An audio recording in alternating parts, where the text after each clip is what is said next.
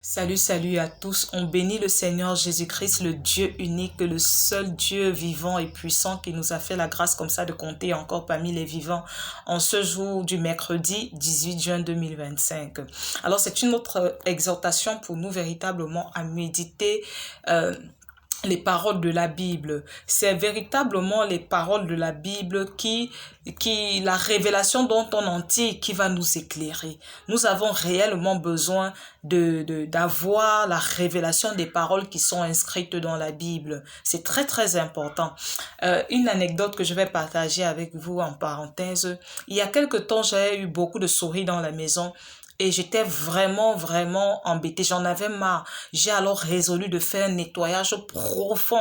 Vraiment, la maison était d'une limpidité, un assainissement profond dans la maison que j'ai moi-même réalisé que non, avec cet assainissement, les souris ne peuvent plus revenir dans la maison. Mais chose curieuse, elles sont revenues et en plus grand nombre.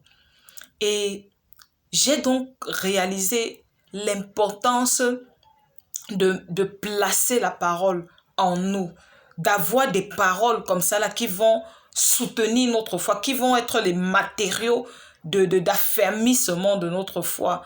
Et c'est seulement quand on m'a proposé des anti-rongeurs que je me suis procuré et que j'ai placé dans la maison, que ces souris sont mortes et que les autres ça sont allées définitivement. Donc, je serais restée là que non, je fais le ménage, je vais faire le ménage tous les jours et je serai toujours embêtée par ces souris. Mais il a fallu que je mette quelque chose qui soit plus forte qu'elles et elles ont libéré le plancher.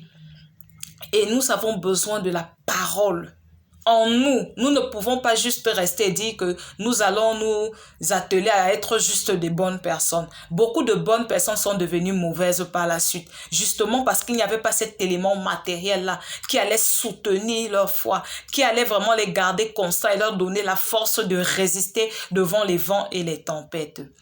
Alors, personnellement, j'ai reçu 2 paroles.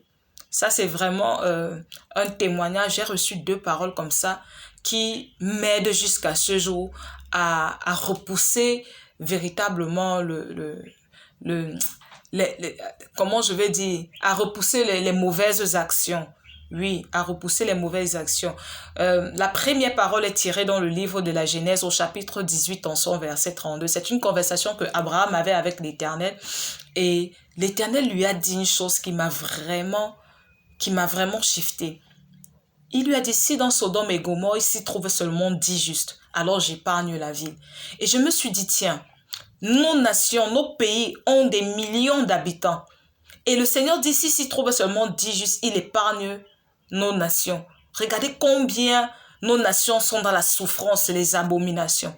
Et l'Éternel promet de tout faire cesser. Si s'y trouve seulement 10 justes, j'ai dit, Seigneur, j'en ferai partie. Et aujourd'hui, quand je suis dans le combat de la foi, l'une de mes prières principales, c'est Seigneur, fais de moi cette personne juste-là.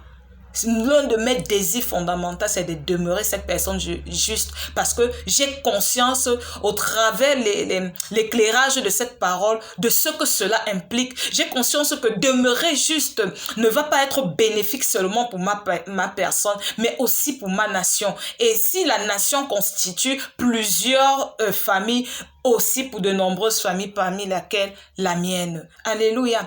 Alors, la deuxième parole qui m'aide, c'est tiré dans le livre de Psaume au chapitre 65 en son verset 10, il est écrit que le ruisseau de l'Éternel est plein d'eau. Et le Seigneur pouvait me faire comprendre que il faut véritablement avoir foi à la parole et croire que la parole, la révélation de la parole, c'est vraiment venu, ça vient de l'Esprit de Dieu.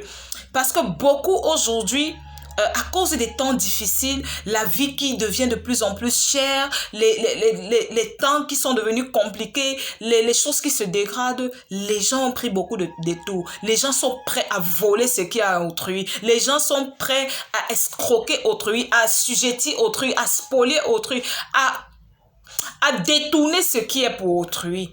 Parce qu'elles se disent que, compte tenu du contexte actuel, c'est ce qui peut Mais lorsque tu tournes tes regards vers la parole qui dit que le ruisseau de l'Éternel est plein d'eau, personnellement, l'éclairage de cette parole, la révélation m'a fait comprendre que l'Éternel peut desservir tout l'univers entier, mais il aura toujours en réserve quelque chose de bon pour moi.